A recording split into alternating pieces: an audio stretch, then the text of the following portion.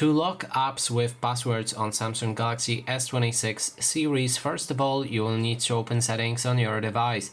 Next step is to navigate to security and privacy, and then you can scroll down until you find more security settings.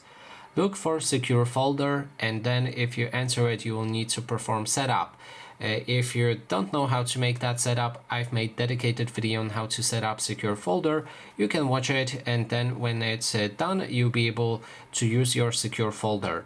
You can usually find it in the app drawer or home screen, so look for secure folder, open it, and then you can select and add any apps that you want to lock with a password. So for example, let's add Facebook.